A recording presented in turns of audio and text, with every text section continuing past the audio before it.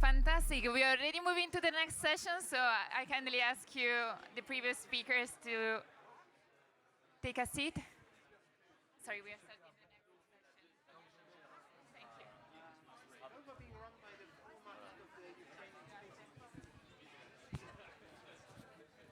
Fantastic.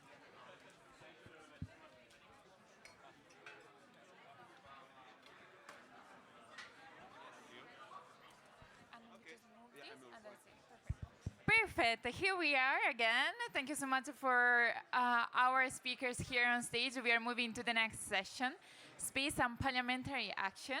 And I'm very happy to introduce the moderator of this session, James Francis, a Junior Research Fellow at ESPI. And can I ask here the people standing if you can take a seat, please?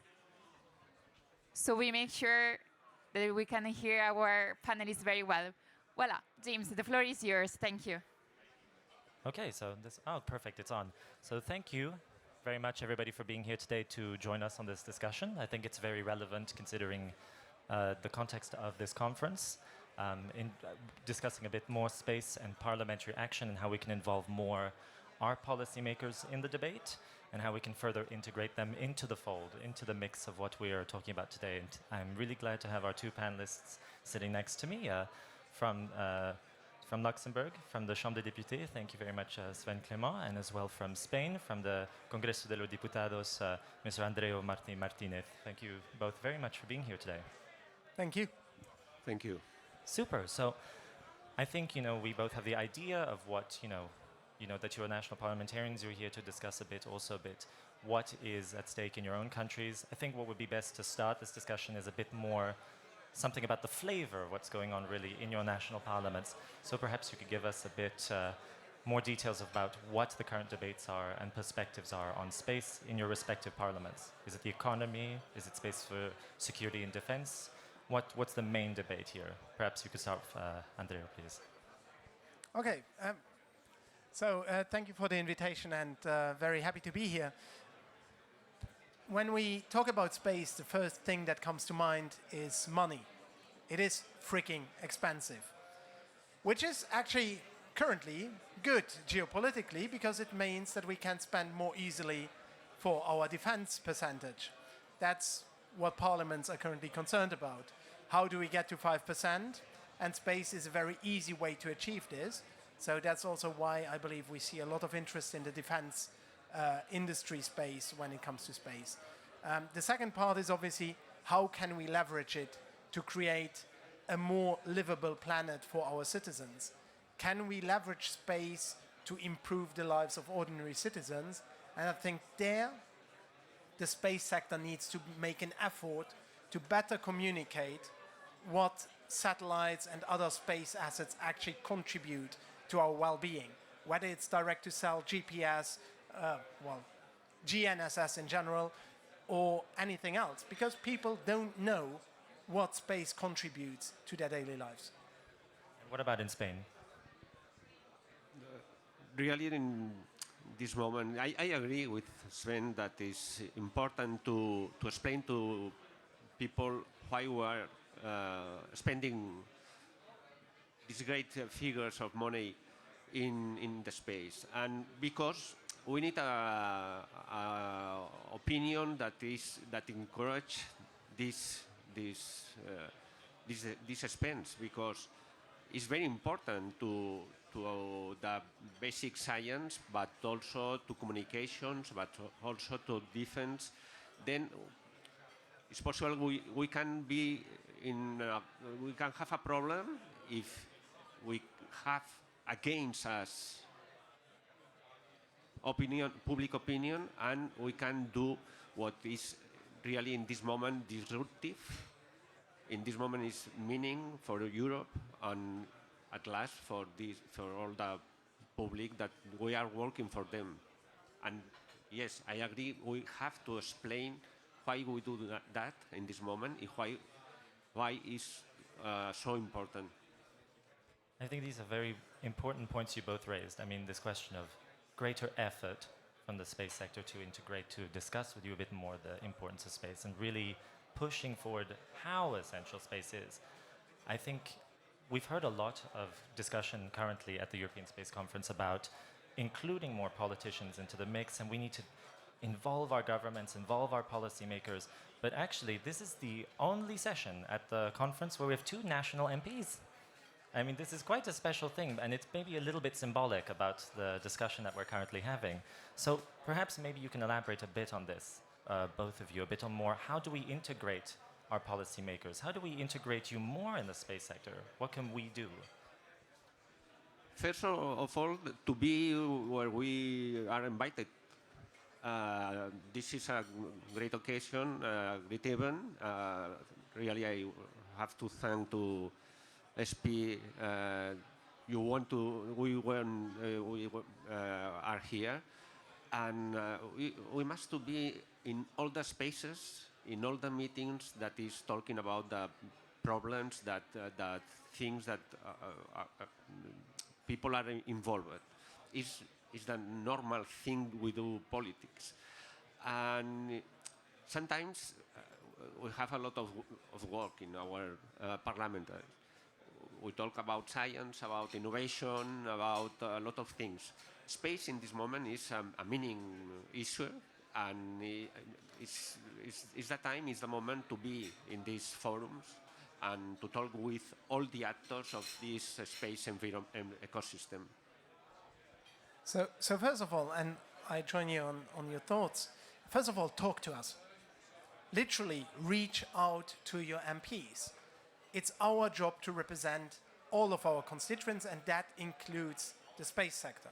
I just joked with the head of our space agency that currently the space sector in Luxembourg combined is one of the top 10 employers in Luxembourg. Not individually, but the companies taken together is one of the top 10 employers in Luxembourg. So it matters. It matters to us because it creates jobs, it creates wealth, it creates opportunities. So talk to us. I know that startups don't like to talk to politicians. It's boring. It takes a long time. We are slow moving. We are not necessarily thinking in the same spheres than you do. But in the end, if you are not lobbying for your cause, nobody will do it in your place, and we will keep the same legacy operators, the same legacy industries that will get the public money, and the space sector will simply get forgotten. If you ask 60 MPs in Luxembourg the impact of the space sector, I would guarantee you that less than 6 would be able to name the number of jobs created by the space industry. And that should scare you. And that should mobilize you to talk to your politicians, whether it's in Luxembourg, in Spain, or anywhere else where you're headquartered, because that is what matters. Invite us, talk to us. Well, we come here for the free food. So you don't even need to pay us, because politicians are already well paid enough. We just need to be invited to know that the events happen, and then we show up, and then talk to us. That's my core message today. Spain, I think, in this moment is the 5th country in Europe in spending in the space sector. Luxembourg is the first in rate. Then it's very important for them. No, but you both make a very good point. It's ever present now. It's growing. It's forming a huge part of your workforce, of employment. It's in innovation, in research. It really forms a lot of different sectors of domains. Do you think perhaps maybe just this is a question of accessibility? Because perhaps a lot of people think that space, it's really far away. It's very complicated. It's all these satellites. It's very complicated. Do you think maybe that it's a question of accessibility? And if so, how do we make that maybe easier for parliamentarians, or maybe more, easy to digest, let's say? Well, it is rocket science after all, isn't it? So, yeah, space seems far away until you need it. Ask any Ukrainian MP, and I spent my whole Monday here in Brussels at NATO HQ talking to Ukrainian MPs, and they are well aware what space contributes to their heroic effort of defense.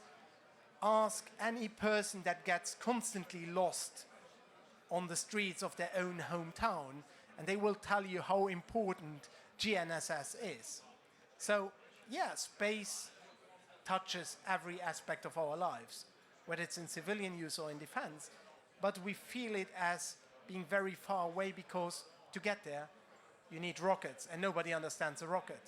So maybe, and that joins what I said at the beginning, we need to be better at explaining what space does contribute to the individuals on the daily life. Not only navigation, but the production of precursors for pharmaceuticals, communication, Earth observation, firefighting, stuff that actually saves lives on a daily basis. If we can communicate that much better, well, then it's much easier to get politicians to agree to funding what is needed to be funded. For example, in this moment that we are in this climate change and we have events that, in Spain also, it's difficult to make a reaction. Image on satellites is very important to try to solve, to make an answer to people that need this aid. Then what I try to say, people want that their life go better and solve their problems more quickly, more cheaper, and space is probably the best inversion in this moment to get that. So communication is key. I'm getting a lot of this as being maybe the main theme about today, that really we need to communicate better together in order to make more of an impact. But I might just pivot slightly towards something I think that you are both very active in and that we as ESPI are also very active in, and that is the European Interparliamentary Space Conference, which, for those who maybe don't know, is an independent forum that was set up in 1999 with 15 different member parliaments from across Europe, including, of course, Spain, Luxembourg, but also the UK, Germany, Finland, Estonia, and other members. And this is a very good platform to support independent, coordinated dialogue between parliaments in Europe. It's really quite unique. It's one of its, really the only one of its kind. And at ESPI, we're very proud to contribute being the secretariat of this forum. I think what would be interesting to hear from both of you is more what the value of ISC is. What is the value of it in promoting European policy, in coordinating perhaps a coordinated European approach towards space policy? And maybe specifically for Spain, you're hosting the presidency this year, so this is your year. True. What are your priorities perhaps as well for this? Well, this conference is very important because we cooperate, we share information, and that is that have a meaning effect in solve problems related with our states, because we are parliamentarian of our states. Then we have created a specialized interparliamentarian association. Then we can talk about the things that are a priority for us. Then in Spain, we try to talk about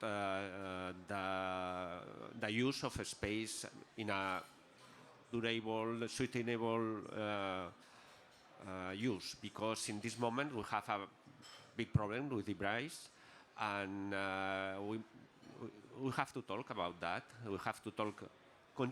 We try to something that it was in Luxembourg what we began to work with a trio methodology, trying to collaborate the presidency and before and the after presidency to make more continue our activity of this conference and try to achieve a more impact of what in every conference we have we have tried to develop. Then this is one thing related with society, another thing related with ourselves, to try to be more efficient and to be more useful to society.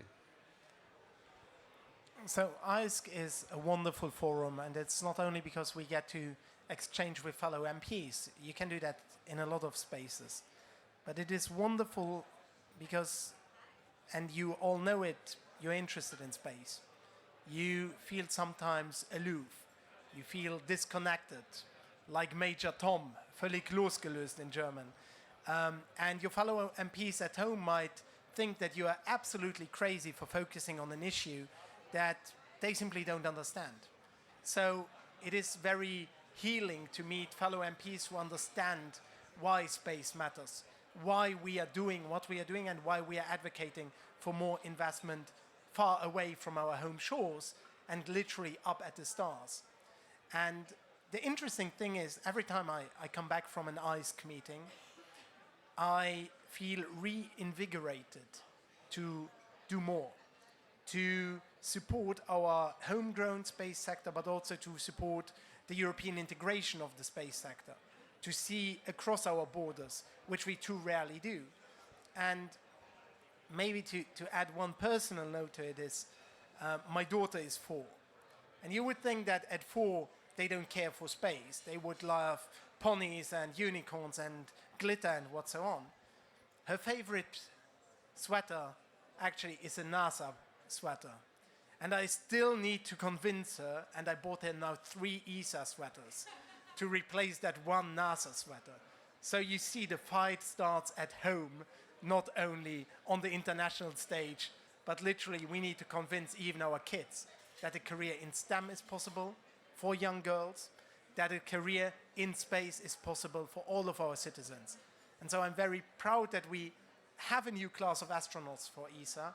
I'm very proud that it is a very multinational class, and I'm very happy that parliamentarians can actually engage also with the astronauts for one day. When we went to Estonia, that's what we did. We got greeted for the dinner by the astronauts for one day of Estonia, and just looking at those young people's eyes when they talked about flying in that weightless scenario, you saw that space still holds a fascination. So yes, it's important that we talk to each other. I mean, surely glitter and stardust are quite, close to each other. I think you can use that narrative maybe next time. But it's nice to see how, invigorated, motivated, you are, our parliamentarians are with space. And it really is actually, quite an inspiring domain, milieu, really. I mean, even in our studies, we found that 96% of young people who join it do it because of inspiration. And that's really something that we can take home. And I think something that both the space sector and parliamentarians can really leverage and push forward. We don't have much time. We don't want to keep you all from lunch as well. And of course, from you both as well. But tell us, you have about, I give you both 30 seconds maybe for a quick wrap up on what we should know, what are your takeaways, and what do you look forward to in space in your home countries or in coming years? As a parliamentarians and our conference, I think we have to try to not be the slower reaction in all the chemical production that is involved to the development of our industrial, scientific, all the fields in relation with space. Then for all the actors in this ecosystem, we have to be prepared to be more faster, to act more faster, to share information, more faster to be useful to all the space ecosystem. We need to be faster in legislating. We need to overcome limitations of our Earth by leveraging space as the next frontier, whether it's space data centers, whether it's other innovative uses of space. And finally, when we talk about EU autonomy, also when it comes to defense, we need to leverage space assets as a deterrent and invert the cost-use ratio when it comes to defensible assets in space. And that will be my last word. Thank you. I think very well said from both of you. I'd like to thank you both very much, and then to say that I hope you enjoy the rest of the conference. I hope to see in the future here at this conference and at other conferences in Europe more of yourselves and your fellow parliamentarians, and perhaps next year, hopefully if the organizers are listening, maybe we can bring more of your colleagues and then go up to the Gold Hall perhaps next time to really go for a full European dialogue. So thank you all also for listening, and please talk to our fellow parliamentarians, discuss, let's continue the conversation. Thank you.